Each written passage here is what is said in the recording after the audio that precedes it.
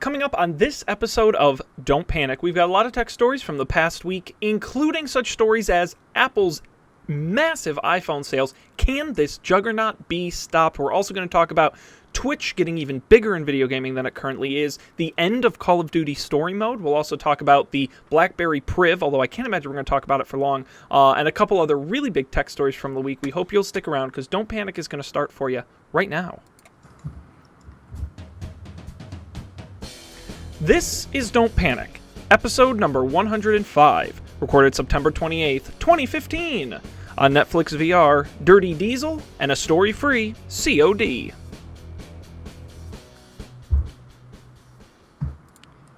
Hello, everybody, and welcome to this episode of Don't Panic, the technology podcast that will look really great in virtual reality. I'm Sean Jennings, and I'm joined, as always, by the Fox Mulder and Dana Scully of technology. They're always digging into the X-Files. It's nice. Colby Rabinu and Dan Miller. Gentlemen, what spooky thing is going on this week? Wow. I got a new iPhone. Yeah, hey, new technology. Yeah. This is my favorite part of the show. How is it? Is it life-changing? No, not really. It works much better. I didn't realize how much I like the rounded edges on the screen, which is the same as the 6. Yeah. Because I use the gesture to swipe between the views on apps, and that feels way better. 3D I will touch. say it's negated a bit if you have a case on it. It's not as nice. I've been considering getting a case. Do you have a case on yours, Colby? Yeah, I have just the regular Apple case that they sell. I think it's fine. I've had it since I got the phone in the winter, and it hasn't fallen apart yet. Oh, that's good. I'll recommend my Spigen case, Spigen.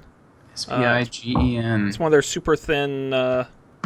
You can see it's super thin cases, and I've been very happy with it. And I've dropped my phone a lot. Nice. I haven't broken it. I don't like the big bulky ones. I think it kind of defeats the purpose. Totally. Of having a sexy slim phone. So this seemed like a good compromise. I haven't had an iPhone case since my iPhone 4S. So interesting. That's how my 4S got a big crack in it. It is a little slick in the hand to hold. Yes. The camera's really nice. Very nice. The cellular service actually seems to work better. Like, when I'm in the bathroom at work, I often don't have cell service and the Wi-Fi doesn't reach in there, but now I have one or the other, and I wonder if that's because of actually the iOS 9 thing where it switches intelligently between the cell signal or the Wi-Fi signal instead of always prioritizing the Wi-Fi. Interesting. That would be cool. It could also be the because what did you have before? 5S. Because I know they've got, is it 802.11 AC? Is that the new one? Because I find my iPhone connects much better than my old iPad, even when they're right next to each other. So it could be the radio chip too. It makes a big difference. Yeah. Haven't really found a cool use for 3D touch yet, although it works really well. And the new motor thing, what do they call it? The rumble pack of the iPhone works really well. But it's nice having good battery life again. That'll last for about a year and a half, and nice. Yeah.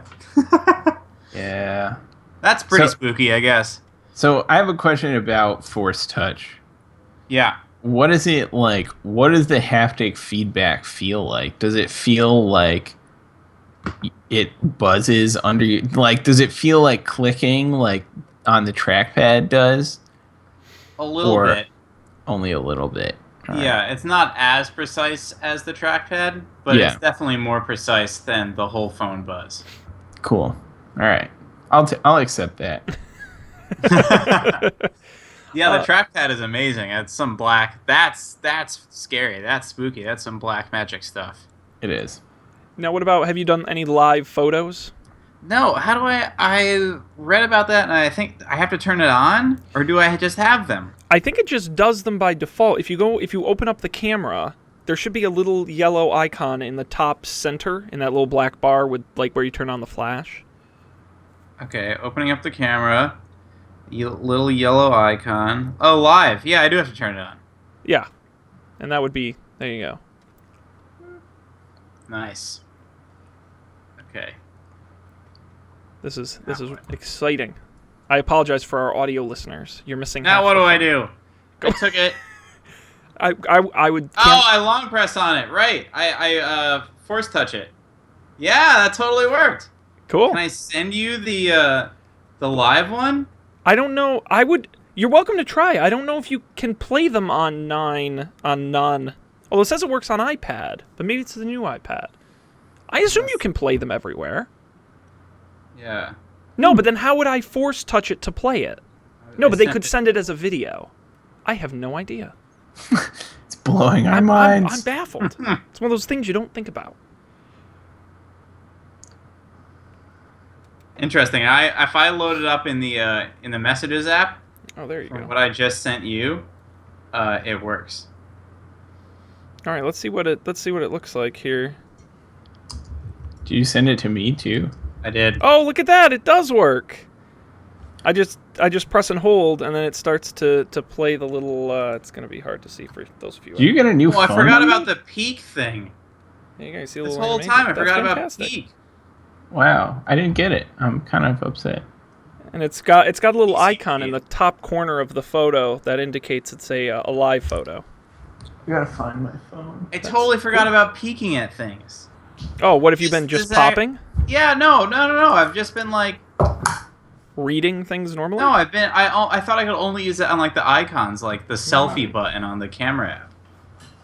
Which I know you use all the time. Oh yeah, totally. Have you tried the selfie with the front flash where the screen turns like super white? No. Should I try that? You're welcome to. Let's see. Actually, I'll use force touch. Go take a selfie. Take a just like selfie. Greg Federighi. Do the same sort of pose. No, it doesn't. It didn't really do it because. Oh, was the flash not turned on?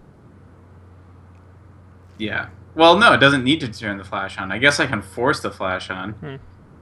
You're beautiful in any light, Dan. Gosh. That's funky. Nope. Nope. All right. On.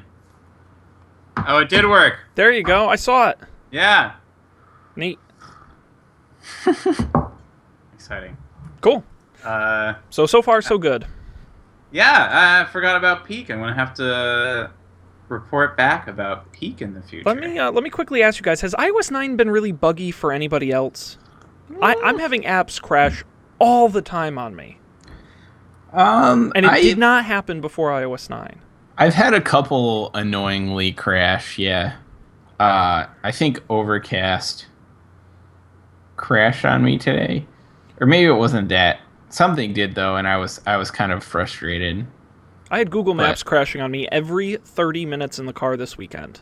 Oh, And that's it was terrible. so annoying. And I tried uninstalling it and reinstalling it, and nothing would work. I don't know what it is. That's a Figured I'd shame. ask. I guess Yeah. there's nothing you can do about it. Right. Wait for the updates. Yes. Exactly. All right. Well, good. Well, hey, this is great. Thank you for the review, Dan. Mini review. I still haven't gotten used to the fact that it's so much bigger, so I do find myself trying to use my watch for more things, and I've been pleasantly surprised with what I'm able to do with it. I can browse my music library and change, at least Apple Music, and change songs for my watch. I can browse my podcast with Overcast and change the playlist or the currently playing podcast, and I can advance from there, which is all I really need to do if I'm standing up. Like, those are the things that I do. I can use maps now with actual public transit from my watch, so it's great. The watch, yeah. I take my phone out less now that it's more inconvenient for me to take it out. And that's a good reason to get a bigger phone, right? Because you don't use it all the time. But the times you do use it, you're going to want a bigger screen. Yeah. So, yeah. Cool. Well, good mini review from Dan. Dan, what's that you're drinking? I am drinking the Not Your Father's Root Beer. Man, that stuff just blew up overnight. Yeah. Oh my God, I had that this weekend for the first time. Like, It it was was nowhere, crazy. and then it was everywhere. It's crazy good. And for the record, I'm the only person I've ever known who thinks it's disgusting. No, I know one other person. who thinks Don't you not like root beer, Sean? I love root beer. To me, it just tastes like shitty root beer. Oh yeah, I mean, I guess that's fair. I would rather just It have a tastes real like- root beer or a real beer. Yeah, I'm Yeah. not sure I would get this again. Yeah. No, I'm with you. But maybe that's me. I mean, it's definitely a novelty thing. I don't Oh, know yeah, if you I would wouldn't ever drink it all the choose to time. And buy it's it. also a much better summer drink than the time of year Definitely. start. Yeah. Yeah, Yeah. All right. that's for sure. Yeah, we'll just talk about anything on this show. I love it. Don'tPanic.io is the website. Let's remind everyone quickly if you're new to the show or, I don't know, you just want to visit our awesome website, Don'tPanic.io. Go there, all the episodes, audio, video. We're doing it HD 720p, looking crisp. Oh snap! I was watching it on the big 50-inch the other day. It looked great. So watch the video on YouTube.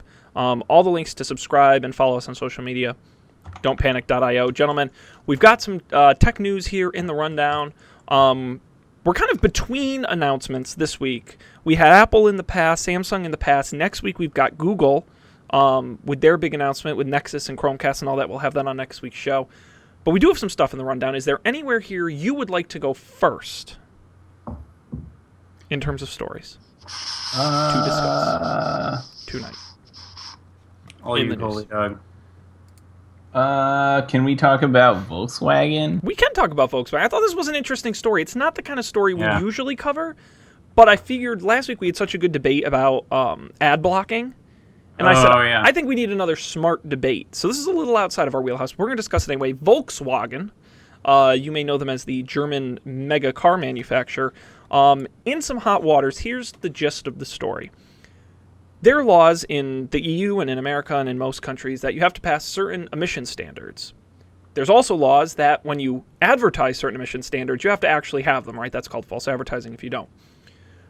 When the EPA and other organizations tested the Volkswagen TDI diesel vehicles, the testing equipment, the computer equipment, said, yes, it's outputting X amount of carbon and it's X amount of efficiency. It met the standards. Volkswagen talked about it in their advertisements about how clean TDI was what they called it, that it was good for the environment. Well, researchers in West Virginia said there's something not quite right with how the computer's tracking these numbers. Let's actually put a sensor at the tailpipe and measure the actual output, not what the computer says, the actual hard output of the emissions. And what they found was the numbers the computer said were frankly wrong. They were incorrect, and they were much lower than they were in reality.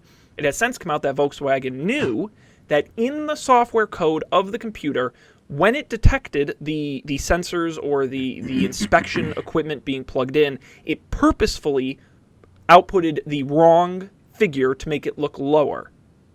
And as soon as you unplugged it, it went back to normal. Volkswagen naturally in a lot of trouble. We've seen the CEO get fired. A lot of criminal investigations ongoing. They've put aside $7-something billion in potential recalls. Millions of vehicles, all 2015 Volkswagen diesels, cannot be sold. And they're still deciding what they want to do about the existing cars on the road, if they want to recall them or buy them back or what they're going to do. Mini recap for you, but a big scandal, a company using computer code to sort of cheat the system. I mean, gentlemen, I don't know where you want to start on this one, but certainly some very, very shady stuff. I was frankly surprised that,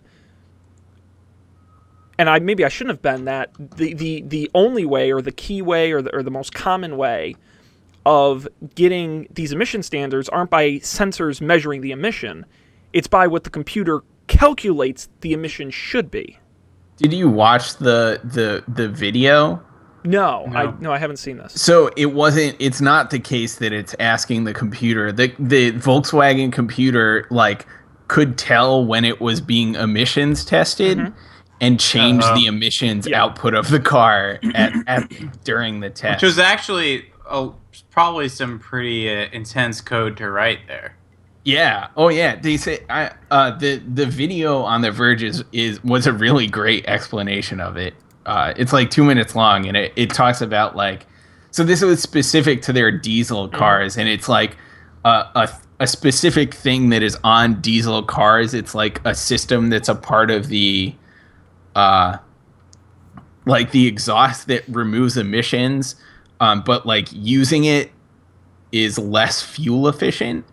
So in order to get both clean emissions and fuel efficiency, they only had clean emissions during the test. Yeah. Fascinating. Yeah, most diesels on the market have a separate urea tank, and you actually add a chemical additive that makes it clean and whatever. And everyone wondered why Volkswagen was able to get these high standards without having this additional additive needed. And they claimed, well, we just make really good cars and it's safe and whatever, and we have all these things. And it turns out, no, that's not true. They just, cheated. Yeah. It is, I mean, I feel like recently there's been lots of very interesting car computer stuff happening with like this, and then the like hackers that the stuff with Jeeps where they could basically take full control of the car. I don't remember the specifics of how they did it, but like remotely they could take over your car and like disable the brakes and terrifying stuff like that. So I don't know. It's kind of cool and or the most terrifying thing in the entire world. Well, and that's part of the question. It's interesting, and I did not know this till the story came out, but in the same way it's illegal to crack the code of a DVD, it's illegal to crack the code of your automobile's computer systems. It's considered protected under copyright, believe it or not. So if you see a researcher digging through this code, it's because they've actually cracked it legally, and they can be sued for that. And I was thinking to myself, maybe you guys have an opinion on this. At what point do we say things like this where security is such a concern and, it's such an important thing when the computer's controlling the brakes and the steering and all of this stuff? Is this code we open source? Is it code that you figure out ways to make sure that, if someone had just seen this code, I assume it would have been obvious to see what was going on. Is that something you look at? Yeah, I mean, maybe like, moving forward from this, like maybe that's the sort of thing that the EPA is going to require. Or maybe, I mean, I guess I'm sure they could do things to make it less obvious when they're testing, like maybe do the tests under different conditions.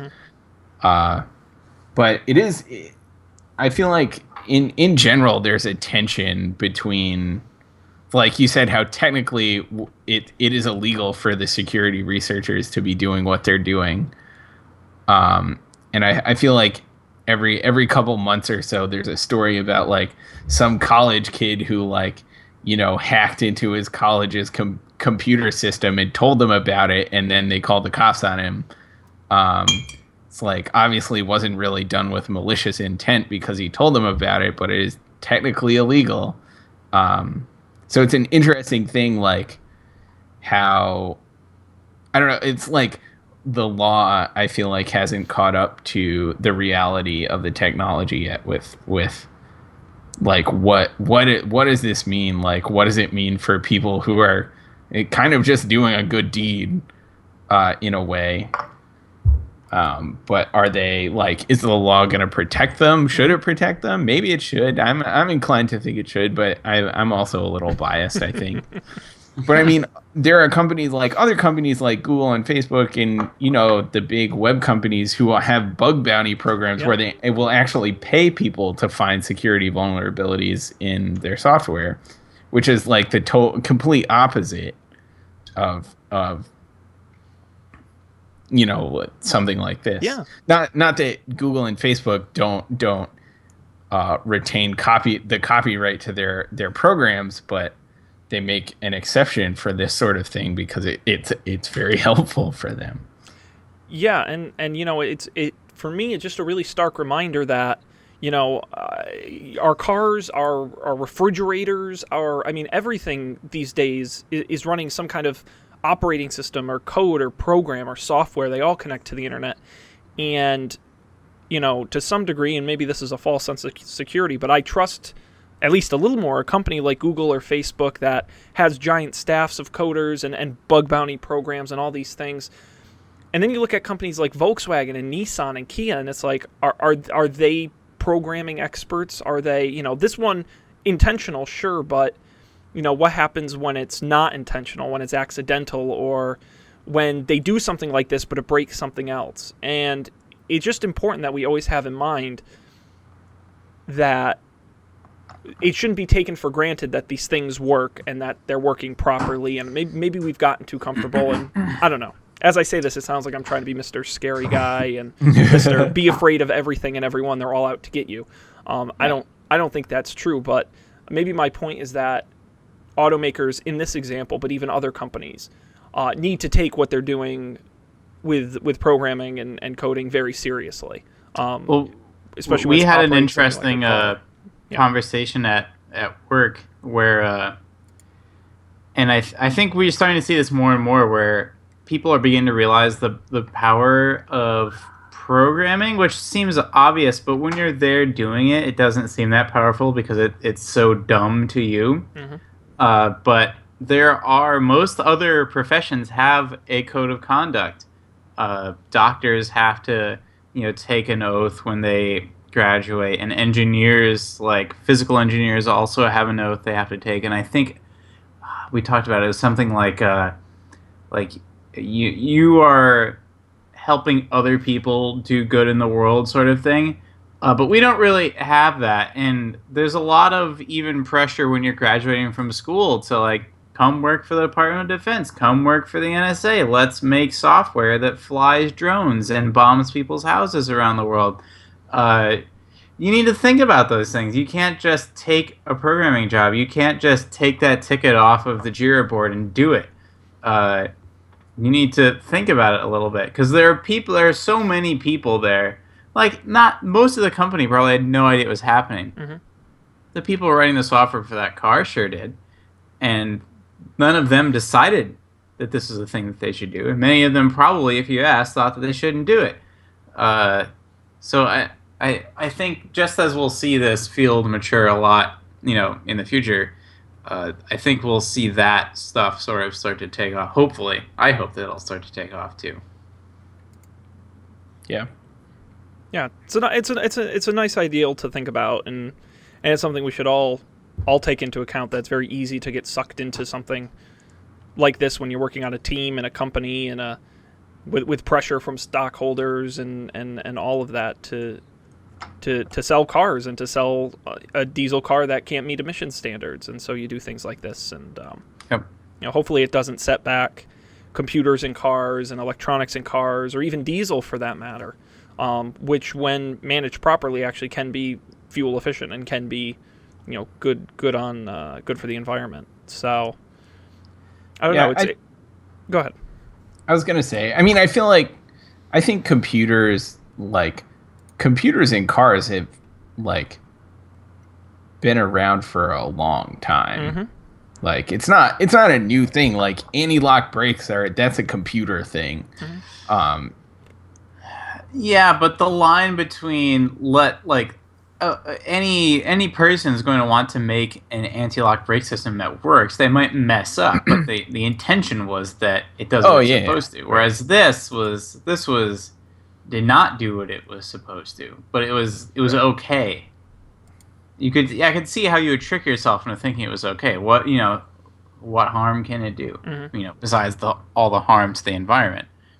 Well, really, the single biggest harm for them is consumer confidence, right? I mean, that's your number one thing, especially in an industry where safety and trust is a huge thing in the automobile space. I mean, people buy and don't buy cars based on that in a lot of cases, and this is really gonna just do a hell of a number on them and maybe even the car industry as a whole. So it is interesting because I feel like there is a perhaps flawed, but there's an argument to make that what they did was good for the consumer, right? Because by faking their emissions and in reality having worse emissions, they did get better gas mileage. So totally short term, that is better for the person who owns the car.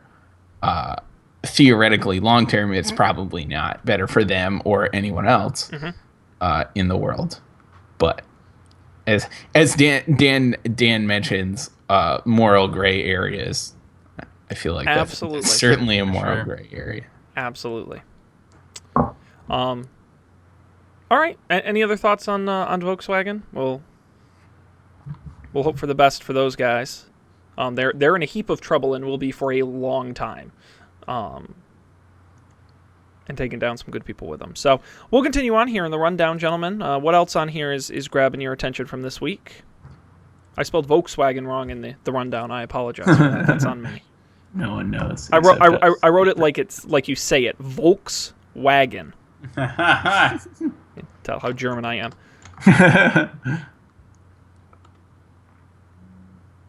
Oh yeah, no, I would have made that same mistake. I didn't realize it was spelled the other way.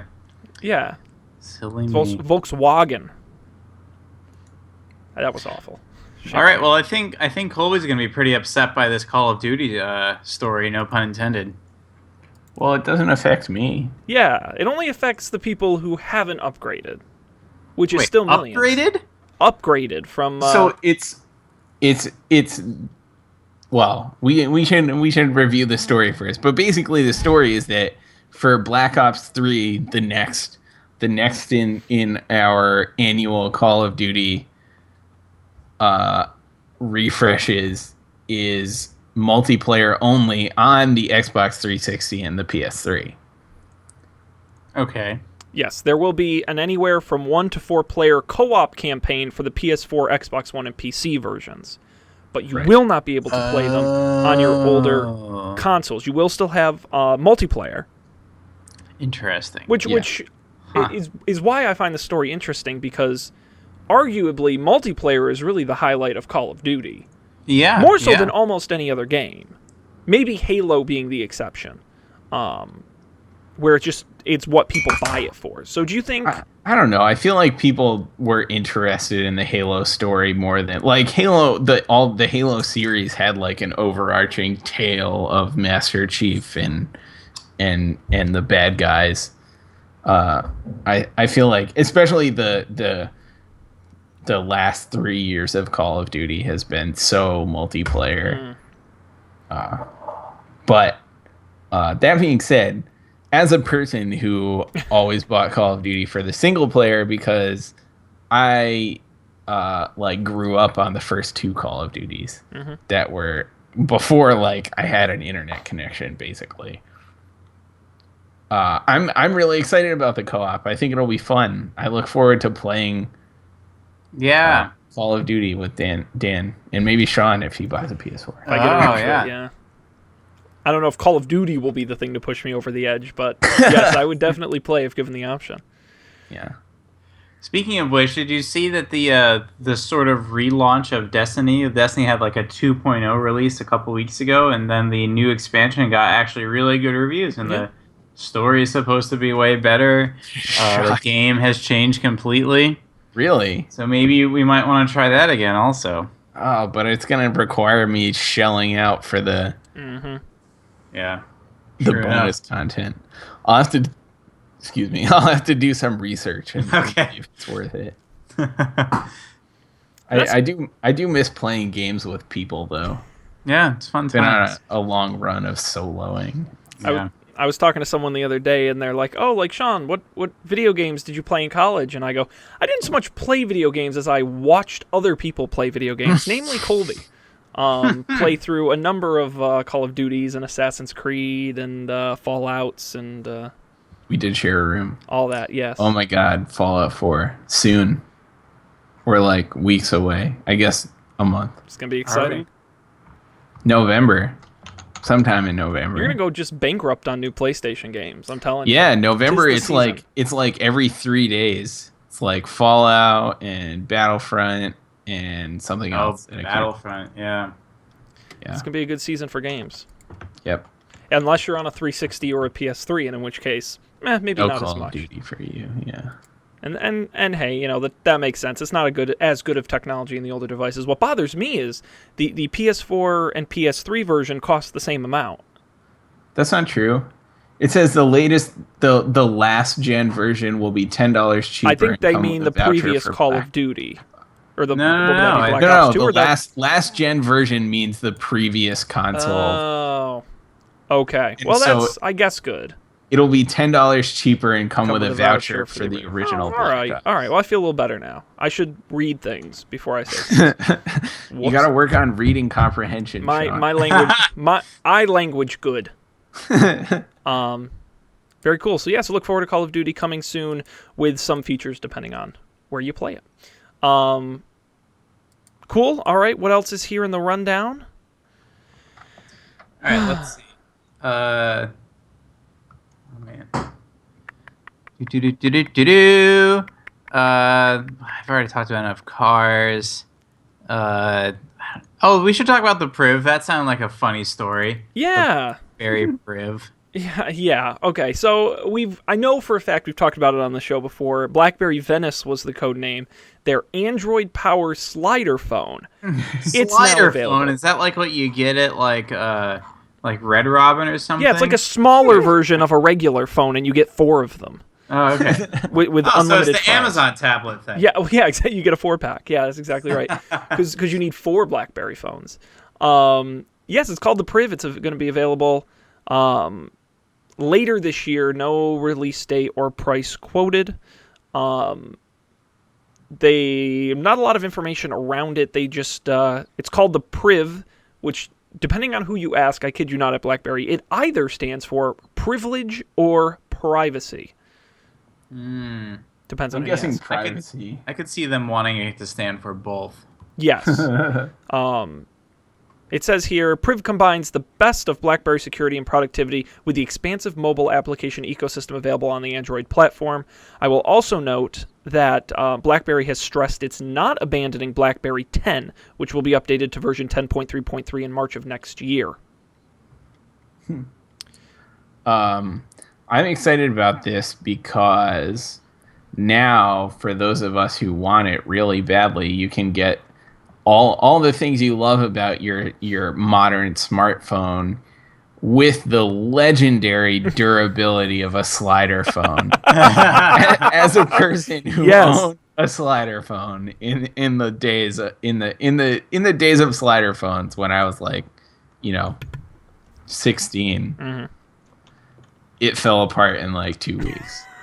it literally just fell apart. It didn't get dropped. It just disconnected.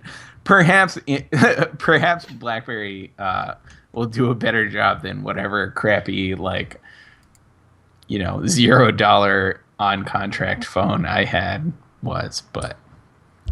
And they've done other Android slider phones. I know Motorola had one at one point. I remember. They tried them, and then for some reason they never stuck around. Original Droid. Oh, the original Droid, of course, and of course the Sidekick before that, which was not Android, but I think it makes sense to have a physical keyboard. But other than this phone, can you think of any modern day smartphone with a physical keyboard? I can't name the last. I feel like there have been rumors about them. I don't remember a real one. At least not for a couple years. I mean, it's. Yeah.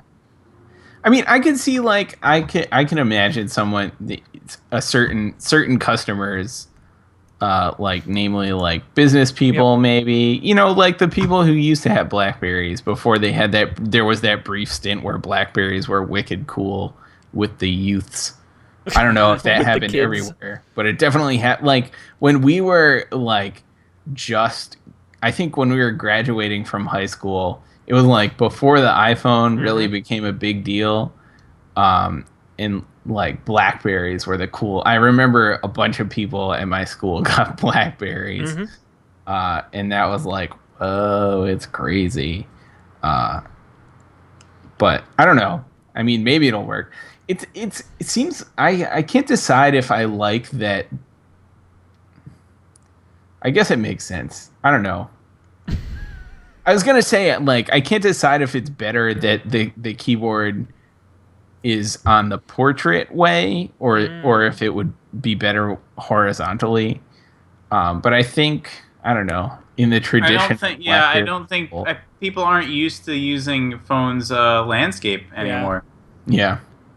I think it made sense back in the Droid days, but not so much anymore. Indeed. It'll be interesting to see if this can really save BlackBerry. Because obviously they need help, and hey, it is a differentiator. I mean, if you want a physical keyboard on your Android phone, this is probably your best option, if not your only option. But I'm curious how the hardware will be, and I'm also interested that they're keeping BlackBerry 10 around, and not fully switching to Android, it makes me question, if I were in the market, what's their commitment to supporting the Android platform if they have one Android phone and a number of other BlackBerry phones. How's that going to work in the long term? Yeah. I mean, I guess maybe it depends on how,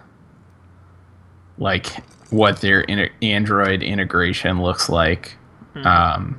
Like maybe it's just stock Android, in which case it's probably not a huge amount of work to support it. But if it's not, who knows? Yeah, there's still not a lot known about this phone, but look for the Priv coming to a carrier near you later this year. More tech news, such as...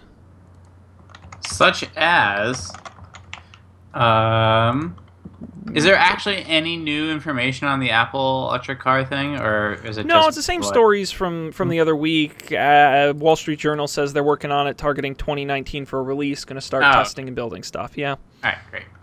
Ways off. Yeah. Yeah. So I guess while we're on the topic, the 6S sales seemed like they're pretty good. Pretty good. They sold a lot of iPhones.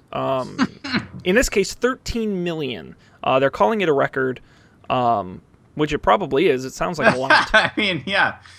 Of course, it was Last sold. year it was 10 million. Right. So yeah. Now, I'll point out the 6S and 6S Plus were sold in more countries than they were last time around.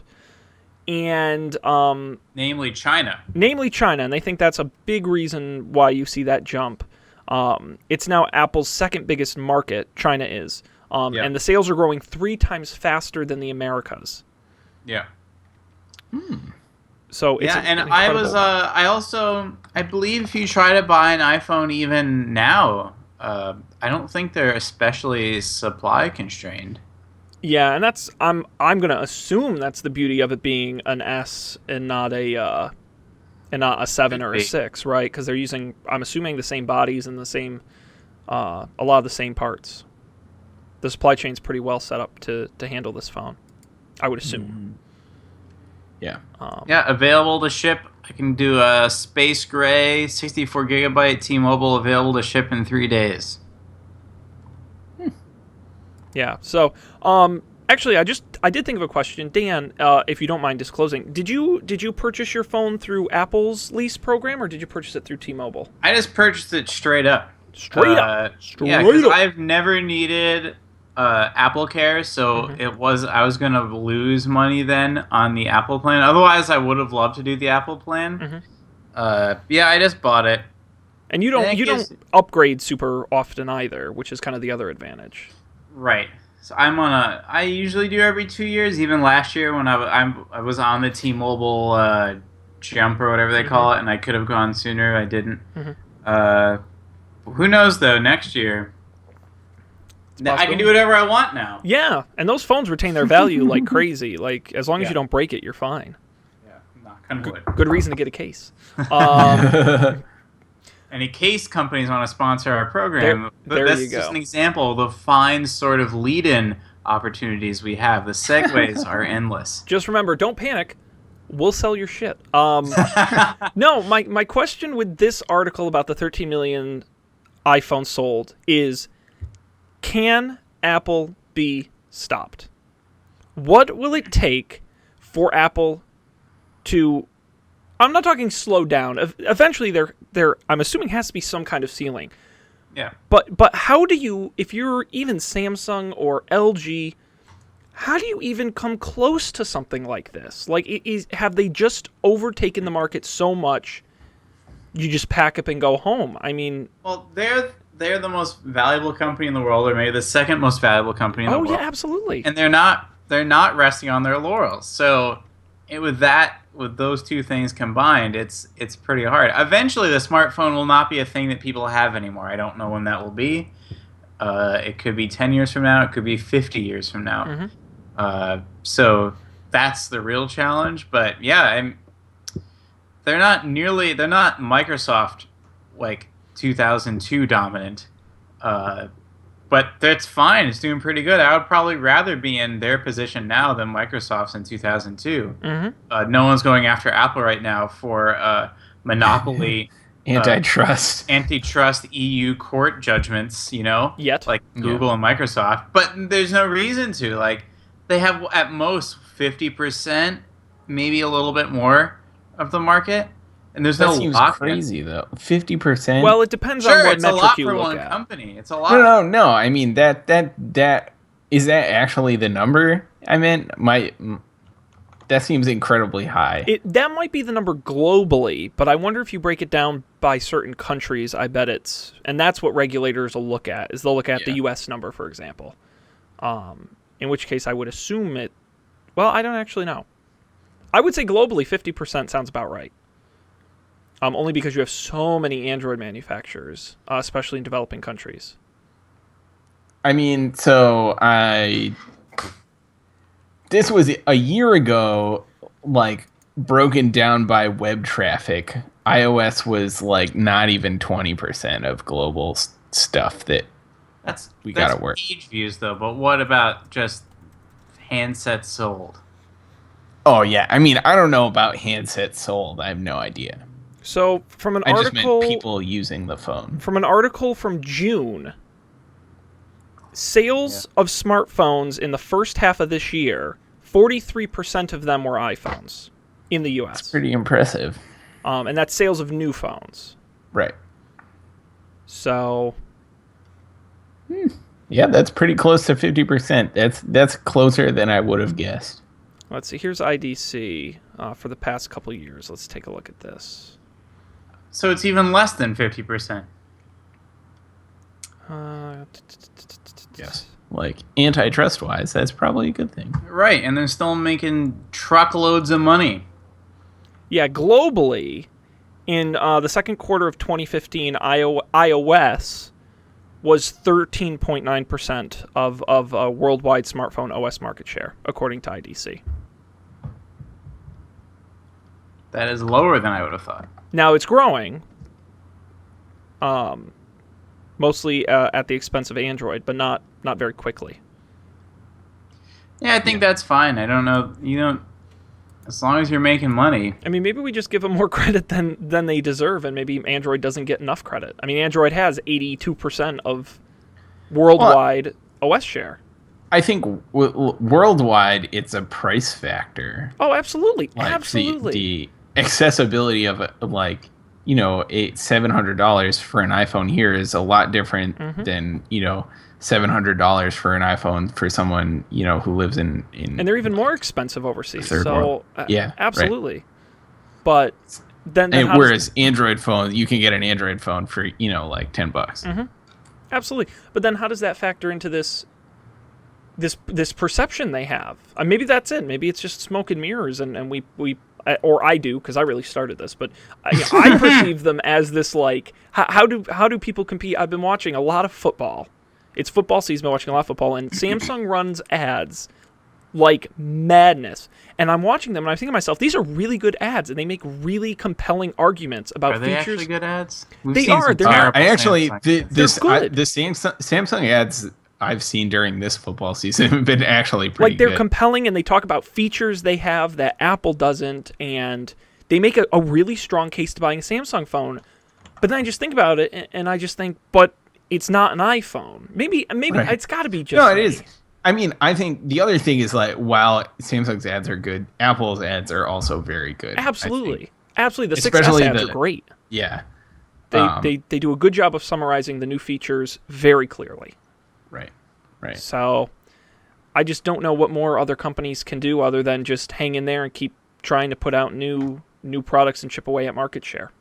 Yeah. I think if Apple continues adding, like, the new things first, well, I guess they don't always add the new things first, but, like, Force Touch, or what is it, 3D Touch now, like, I don't think there are any other phones that do that, ?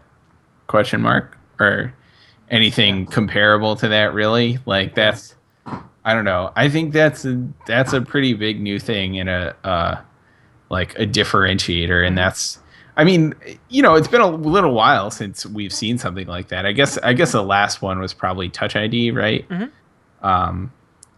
But I don't know if they can keep doing those things and keep doing those things first while also catching up on the other things, which they also do at a steady rate. Yeah.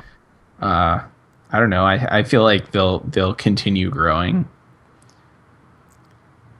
Yeah, it's gonna be interesting. I think if I'm Samsung, my question is, how do you break people out of the iPhone cycle? Because as far as I can tell from the numbers, it's not that a lot of new people are buying iPhones. It's just that every year the same people are buying another iPhone. There's some growth, but I think if I'm Samsung, my concern is, now that I'm an embedded Apple customer, I don't even look at a Samsung phone. I'm just gonna get the new iPhone. How do you break someone out of that? And I think Apple's play with the installment program is to get people to upgrade even more often, because there's no penalty to doing it every year then. Yeah, lock them in. It's brilliant. Yep. It'll be interesting to watch. I'm excited to see the holiday sales numbers, especially comparing some Samsung stuff to seeing. The thing about Apple is they sell a ton of phones right away, and then they do okay for the rest of the period till they announce the new one. Whereas Samsung is pretty consistent over time, where they're just always selling phones. So it'll be interesting to see how the numbers match up at the end of the year between those and other smartphone companies. For sure. We have time for one more quick story before we get to this week's picks. So if there is something in here you are dying to talk about, now is the time. There's no time like the present. I'm going to defer to you two. All right, I like Twitch stories, and I don't know this Twitch story. Let's talk about this story. So, Twitch.tv, you may know them as the video game streaming service. A lot of cool features, apparently very popular with the kids. Now, YouTube, a couple weeks ago, we talked about on the show, YouTube Gaming was launched, where you can stream to YouTube Gaming. You can upload videos of you playing games. It's a whole separate site just for gaming within YouTube that reviews have been generally positive about. I didn't use it, but people seem to like it. Twitch announced that for the first time, it will allow users to upload videos to the service. So far, they've only done live things, and then things that were archived from the broadcast. But now, it's more like YouTube. You'll be able to upload any video of you not only playing games, but of talking about games or things with games. It makes it more of a video site. As well, in addition, they announced that they'll be rolling out a full HTML5 player. And next year, they will be upgrading its search engine as well. Twitch, of course, owned by Amazon. Guys, I think this is an interesting... I keep trying to latch onto something about this e-game, e-sport, streaming, video game thing that's going on, and so far I haven't been able to. But, I do like this idea that Twitch is realizing that live is great, but only for some. And what they think they need, I don't necessarily agree. What they think they need is the personality side that YouTube has, where you're creating whole channels of content, right, rather than just a guy who streams games. So now all of a sudden you're mixing in custom content and edited content and self-created content outside of just straight gameplay. I could see interviews going really well there. Yeah. And then that's when the money starts to come in, and we talk about YouTube in a couple weeks. It's expected they're going to roll out where you can pay for premium access to some of their top personalities. I mean, that's an awesome revenue stream I'm sure Twitch would love to have, where you pay for extra access to content, things like that. But if people can't upload, you can't have the content. Right. Yeah, I think it makes sense for... I think it makes sense for them to keep their core market there, for their other stuff, for the other parts of it that they go for, or that they I would assume want and use, and might otherwise turn to YouTube for. So Colby, do you watch anything on Twitch? Have you ever watched anything on Twitch? No, I haven't.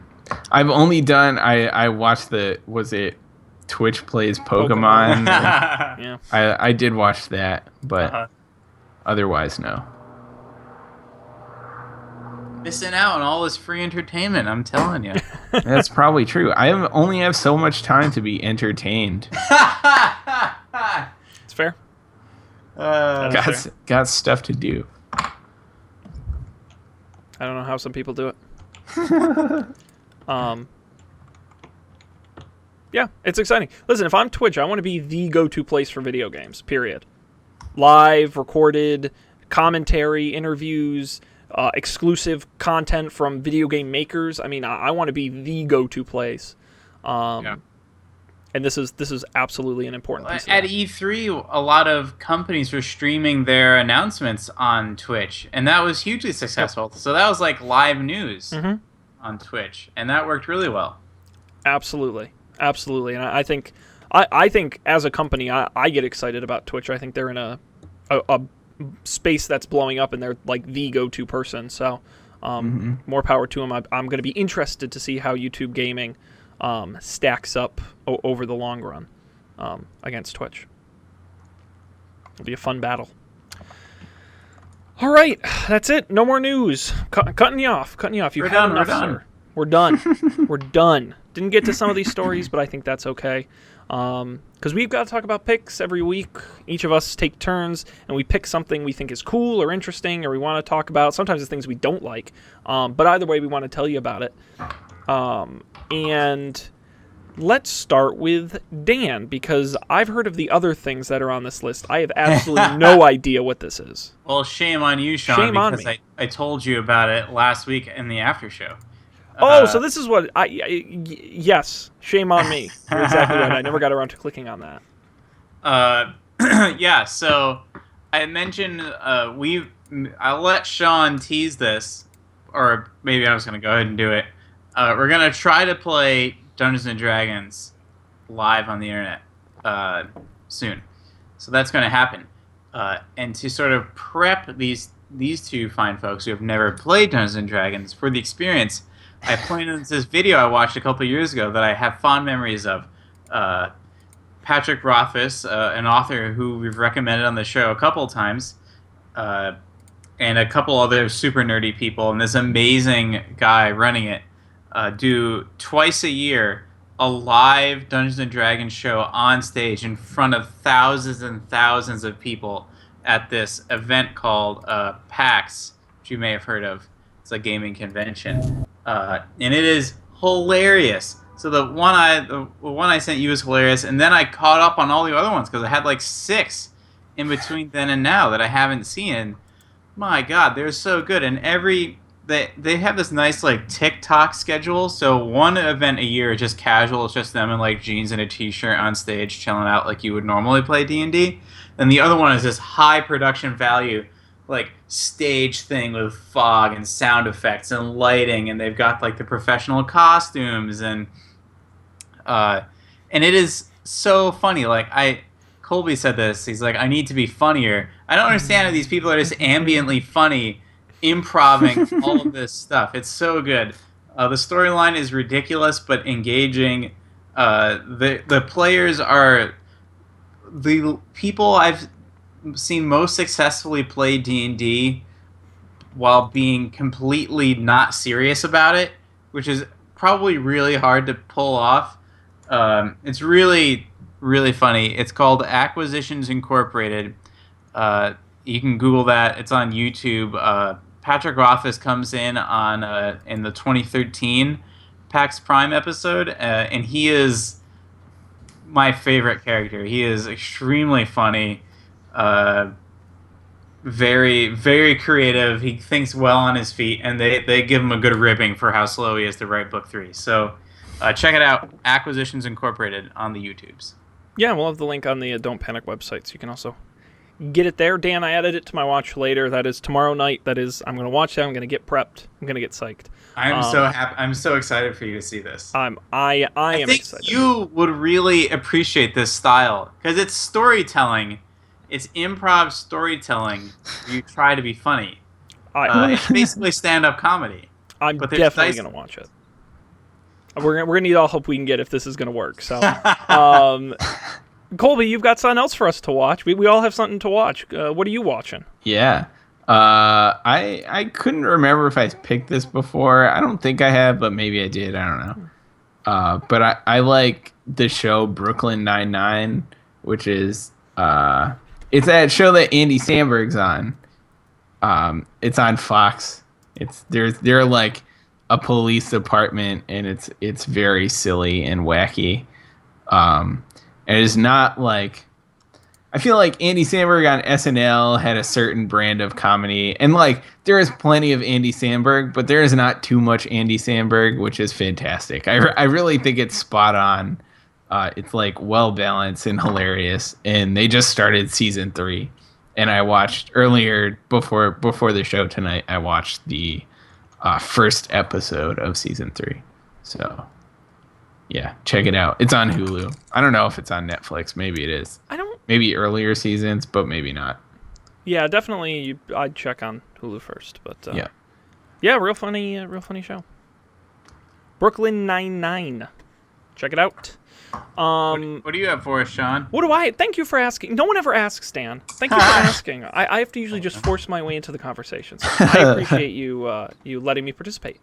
I've got 2 things, but the first one is a selfish plug. As Dan mentioned, I've mentioned this on the show before. It has never been an official pick. This is the first time it's an official pick. The Goldilocks Zone is a show I do with Matt Mariani and the 2 of us every week.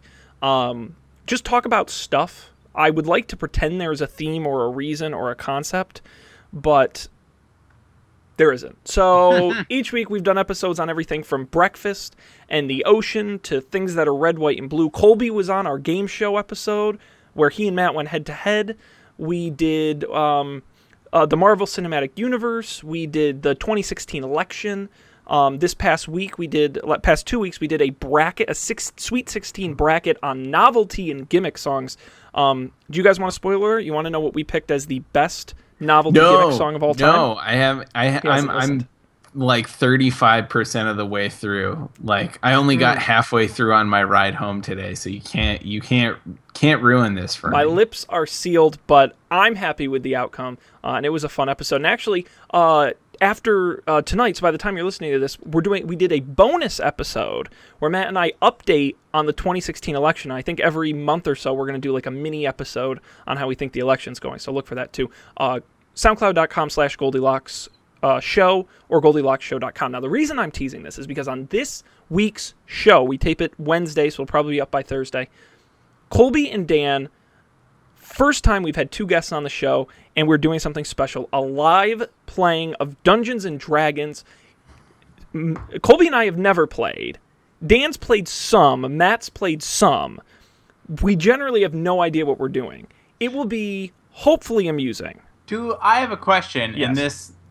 Do we need to buy anything? Because typically you need to have a book, and we need to create characters. You need to have you want to have the rules that you can look at too, so you're aware of what you can do.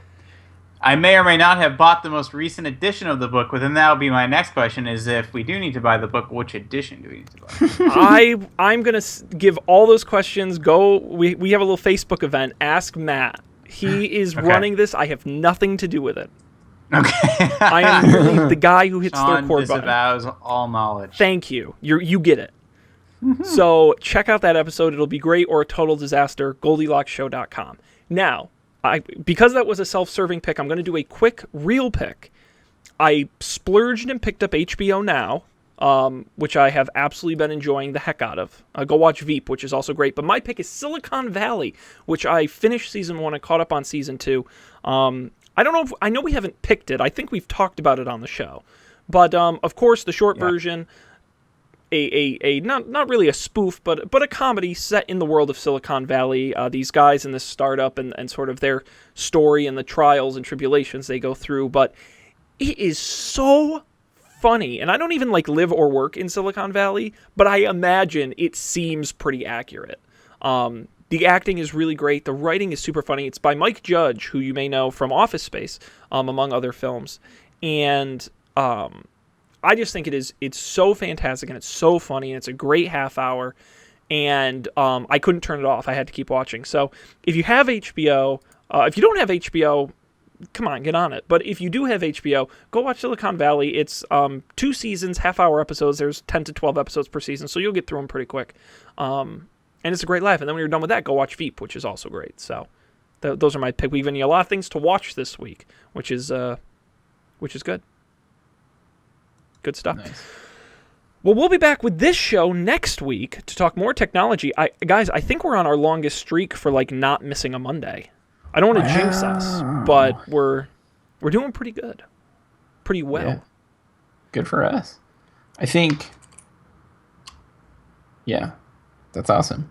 It is awesome. And Feels we're going to keep good. it going. We're going to be back next Monday. Don'tPanic.io is the website. Dan's giving me a look. He's also muted, which is, I don't know why. Oh, Dan, yeah. There you yeah. go. I said, uh-oh. I just see your face like, no, what's going on? Might be back next Monday. Some of us will be here next Monday to do the show. More tech news. Don'tPanic.io is the website. At Don't Panic Show on Twitter, and subscribe to us on all the major platforms: Stitcher, iTunes, Overcast, Pocket Cast, all the major apps, and on YouTube for the HD video. Watch it on your big screen. Gentlemen, anything else before we wrap? Nope. No. Keep it real. Keep it real. Keep it real. And go check your diesel cars because they might be killing the ozone layer. On behalf of Colby and Dan, this is Sean. Thanks for joining us. We'll see you next time on another episode of Don't Panic.